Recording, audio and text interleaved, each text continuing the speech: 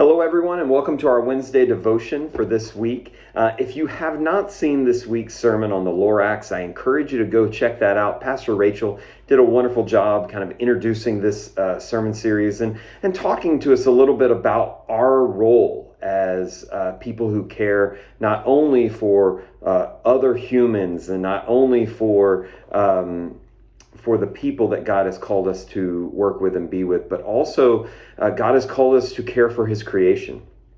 And we see this all the way back to Genesis 1, when God calls humanity to care for creation.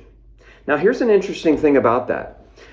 For many, many years, in the English language, we were kind of misinterpreting those words and using a word dominate or making domain over. And so in Genesis 1:26 in the King James Version, it says, "Then God said, let us make man in our own image." And it said, let men have dominion over the fish of the sea and the birds of the air. And so this domination, this understanding of dominating creation or controlling creation was what we looked at. But as we've looked at the Hebrew here, as we've really studied the Hebrew, we've started to understand that the Jewish people had a very different understanding of our relationship to creation than to dominate it, to put it under our foot. Nowhere in the Bible does it seem to show that except in Babylon, except in those countries and those places in the scriptures where God is absent. But where God is present, God wants us to not just dominate creation, but to take charge of or care for creation. We are called to live in shalom, right relationship with God, with other humans, and with creation. Now, what does that look like in our world?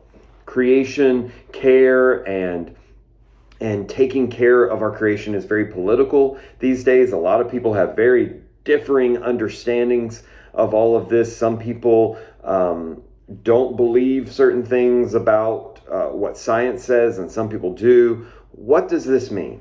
For me, this means that we are called to do our best to ask the question, how are we caring as much as we can for the creation that God has given us? Are we taking or are we giving? And if we are taking of creation more than we are giving, especially, then we need to rethink how we live this out, how we can do better in our creation care. For me, I struggle because I ask the question, where do we start? Where do I go from here?